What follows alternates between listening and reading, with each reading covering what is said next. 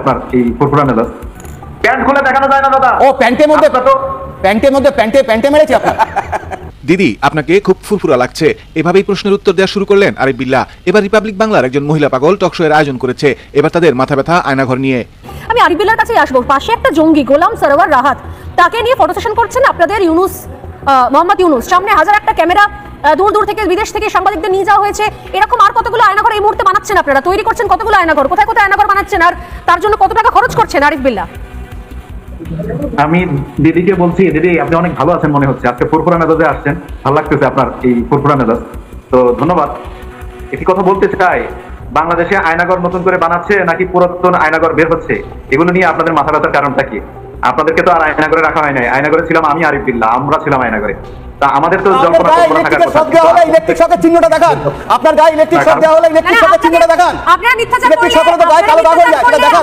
আমাদের তো পর্দাফাশ করতেই হবে না। আমি জানি সমস্যা হয়ে গেছে, আমি জানি, আমি আন্তরিকভাবে দুঃখিত যে আমি বারবার ধরে আয়নাঘরে পর্দাফাশ করে দিয়েছি বলে আপনাদের সমস্যা হয়ে গেছে। তা আপনি আরিফ বিল্লাহ অ্যাকচুয়ালি কোন পক্ষের এই মুহূর্তে? বা জামাতের পক্ষে না বিএনপির পক্ষে? কারণ জামাত আর বিএনপি তো এখন আদায় কাজ করা হয়ে গেছে। জামাত বলছে সংস্কার চায় আর বিএনপি বলছে নির্বাচন চায়। আপনি একটু কোন পক্ষের বলুন, তাহলে আমার প্রশ্ন করতে সুবিধা হবে। তাই নাকি দিদি? আপনি তো জানেন আমি রাষ্ট্রের জন্য কাজ করি আর দেশের জন্য কাজ করি, দেশকে ভালোবাসি। আপনারা যারা আমাদের দেশকে নিয়ে মিথ্যাচার করেন, দেশকে ভালোবাসলে কেউ দেশকে বেইজ্জত করে বলুন তো? দেশকে ভালোবাসলে এটা আয়নাঘর সাজিয়ে গুছিয়ে, আপনি তো নিজেও দেখতে পাচ্ছেন ছবিগুলো। আমি জানি না আপনি গেছেন কিনা, আপনাকে ইউনুস দেখেছে কিনা। যদি না দেখে থাকে তাহলে একবার প্লিজ যান, যদি একবার প্লিজ যান তাহলে গিয়ে একবার দেখে আসুন যেটা আয়নাঘর, সেখানে চকচক করছে কোমর। শেখ হাসিনা কি এত উদার মানুষ ছিলেন? তিনি বন্দীদের জন্য ডাবল ডাবল এক্সস্ট ফ্যান রাখতেন, দামি বাথরুম বানাতেন, নতুন টাইলস দিতেন, নতুন শাওয়ার, নতুন কোমর দিতেন। এটা কি আদৌ সম্ভব? গ্রিল দেখাচ্ছেন আয়নাঘরে, গ্রিলে এক ফোঁটা জং নেই। আপনিও জানেন ভাই, আমিও জানি একটা আয়নাঘর কিরকম। যদি গুম ঘরে যদি কোথাও গ্রিল থাকে, ঘর থাকে, সেগুলো কিরকম অন্ধকার হয়, কালো কালো হয়, সেখানে ধুলো পড়ে থাকে, ধুলো থাকে, আর সেই সমস্ত জায়গা পুরো চকচক করছে, নতুন রং করা হয়েছে। তৈরির পেছনে আপনার কি হাত ছিল নাকি দিদি? হ্যাঁ, আপনি জানলেন কিভাবে আয়নাঘরে কেমন হয়? তৈরির পিছনে আমার জানা দরকার নেই, সারা বিশ্বের লোক জানে, আপনি বলুন। আমার জানা দরকার নেই তো। শুনুন না, আমরা তো লেখাপড়া করে যতটুকু জেনেছি যে ইলেকট্রিক শক দিতে গেলে একটা কাঠের চেয়ার লাগে। শুধু আমাদের দেশ নয়, পৃথিবীর সমস্ত দেশ তাই জানে। এর জন্য আয়নাঘরে যাওয়ার দরকার হয় না, এর জন্য গুম ঘরে যাওয়ার দরকার হয় না, এর জন্য কোনো জেলখানাতেও যাওয়ার দরকার হয় না। বই খাতা পড়লে, পড়াশোনা করলেই জানতে পারা যায়। আপনি বলুন যে স্টিলের চেয়ারে কোথায়, বিশ্বের কোথায় স্টিলের চেয়ারে ইলেকট্রিক শক দেয়? আমাকে বলুন দেখি। জলে নামতে হবে না, পড়াশোনা করে সাঁতার শিখে নেন। হ্যাঁ দিদি, পড়াশোনা করে সাঁতার শিখে নেন, জলে নামতে হবে না। পড়াশোনা করলেই যদি সব হয় তাহলে পড়াশোনা করে সাঁতার শিখে নিন। পড়াশোনা করে সাঁতার শিখে নিন? পড়াশোনা করে সাঁতার কেন শিখবো? জলে নেমে সাঁতার শিখবো না দিদি, পড়াশোনা করে সাঁতার শিখো। ইলেকট্রিক শকটা তো হয় পড়াশোনা করেই জানতে হবে। আপনি যদি সরাসরি ইলেকট্রিক শক স্টিলের চেয়ারে দিতে যান তাহলে পুরো ঘরটা শক হয়ে যাবে। যুক্তি যখন হারিয়ে যায় মানুষ তখন প্রলাপ বকে, জানেন তো? যুক্তি যখন হারিয়ে যায় মানুষ তখন প্রলাপ আপনি বকে। বলুন না, শেখ হাসিনা কি এত মহান? শেখ হাসিনা কি এত প্রিয়সী?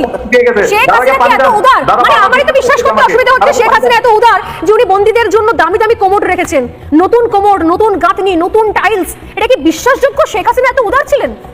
আমি শেখ হাসিনার, আমার শেখ হাসিনার সম্পর্কে না কিছু বলার আছে না সমালোচনা করার আছে, কিন্তু এটুকু বিশ্বাসযোগ্য, এটুকু আমার কাছে কনফিডেন্ট, আমার আত্মবিশ্বাস রয়েছে যে যিনি গুম ঘরে থেকে বন্দীদের উপরে টর্চার করতে চান তিনি বন্দীদেরকে এত স্বাচ্ছন্দ্য দেবেন না দাদা। এত স্বাচ্ছন্দ্যে কোনো বন্দী থাকতে পারে না। আর বাকি বন্দীরা কোথায় গেল?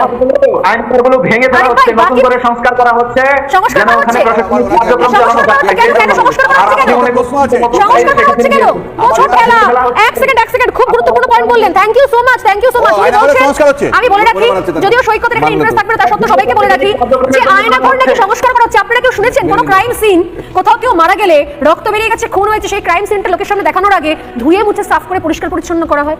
আয়নাঘর সংস্কার করা হচ্ছে, আপনারা কি আয়নাঘর ইউজ করবেন নাকি এটাকে জাদুঘর বানাবেন, যন্ত্র মন্ত্র বানাবেন? রেখে দিব, হাসিনার জন্য রেখে দিব, শেখ হাসিনার জন্য। আচ্ছা, কতগুলো আয়নাঘর বানাচ্ছেন বলুন তো আমাকে, পরে আমি নোট নিয়ে নিই, তাহলে পরবর্তীকালে সুবিধা হবে স্টোরি করতে। কতগুলো আয়নাঘর বানাচ্ছেন সেটাই বলো। শেখ হাসিনার জন্য বানিয়েছো সেটাই বলো। ও তো সত্যি কথা বেরাইছো তো।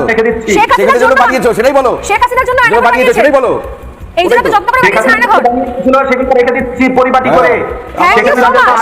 Thank you so much. আজকে আপনাকে অশেষ ধন্যবাদ। আপনি বলে দিলেন এই আয়নাঘর আসলে শেখ হাসিনার জন্য বানানো হয়েছে, তাই জন্য একটু দামি কোমর দেওয়া হয়েছে, দামি টাইলস দেওয়া হয়েছে। আরিফ বিল্লাহ বাংলাদেশের আম জনতা দলের নেতা, তিনি নিজে এখানে এসে স্বীকার করলেন, কনফেস করলেন যে আসলে এই আয়নাঘরটা বানানো হয়েছে, এই ঘরটা বানানো হয়েছে শেখ হাসিনা যদি দেশে ফেরে তাহলে শেখ হাসিনাকে রাখার জন্য বানানো হয়েছে। আমার কিছু বলার নেই। একটা প্রশ্ন রক্তিম বাবু আছে। আপনি এক্ষুনি বললেন, আরিফ ভাই আপনি এক্ষুনি বললেন আপনি নাকি আয়নাঘরে ছিলেন। ভারতের একজন আরিফ বিল্লাহকে প্রশ্ন করেন, আপনি যদি আয়নাঘরে থাকেন তাহলে আপনার শরীরে তার কোনো ইলেকট্রিক শকের চিহ্ন আছে কিনা। জবাবে আরিফ বিল্লাহ বলেন, সেই দাগ দেখাতে হলে প্যান্ট খুলে দেখাতে হবে। এই জবাব পছন্দ হয়নি রিপাবলিক বাংলার, কিন্তু তারা হয়তো জানে না আয়নাঘরে শুধু ইলেকট্রিক শকই দেওয়া হয় না, করা হয় আরো নানা ধরনের নির্যাতন। তাহলে আয়নাঘরে থাকলে আপনাকে যদি ইলেকট্রিক শক নিশ্চয়ই দেওয়া হয়েছে এবং আপনাকে অত্যাচার করা হয়েছে, তার কোনো চিহ্ন আছে কি আপনার শরীরে? যদি একটু দেখান আমি খুব খুশি হব। প্যান্ট খুলে দেখানো যায় না দাদা। ও প্যান্টের মধ্যে আপনার তো- প্যান্টে মেরেছে আপনার? প্যান্টে মেরেছে আপনি মানে উপরে মুখ চোখে মারলো না, খালি প্যান্টেই মারলো, মানে কোমরের তলায় মারে। এখানে আয়নাঘরে কোমরের তলায়, একটা নতুন তথ্য জানা গেল যে আয়নাঘরে কোমরের তলায় মারা হয়, উপর থেকে মারা হয়। বিশেষ প্রকারের টর্চার।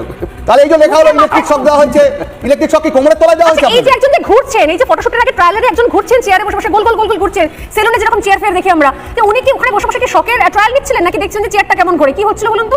না, ওখানে কি দাদা আয়নাঘর চুল চুল কাটছেন কাটছিল, কি নাকি? হচ্ছিল? দাদা আপনার কাছে কি মনে হয় ওখানে কি আপনি এসে চুল কাটছেন নাকি? হ্যাঁ, কি বলছেন? ওখানে আপনি এসে কি চুল কাটতেন যে চেয়ার ঘুরছে?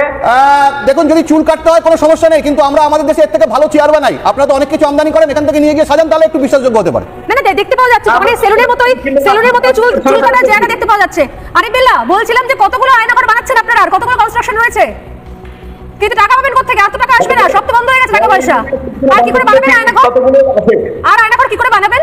এত খরচ করে বানালেন যে, বাকি আয়নাঘরগুলো শেষ করবেন কি করে? যতগুলো শেখ হাসিনা বানিয়েছিল রয়ের ইন্ধনে ভারতের পরামর্শে ঠিক ওগুলোই আছে, ওগুলো ভেঙে ফেলা হচ্ছে। ভেঙে ভেঙে নতুন করছেন, ওগুলো থাকবেন বলে নাকি নিজেরা? ভেঙে আয়নাঘর কি ফেলা ফ্ল্যাট হচ্ছে নাকি? হাসিনার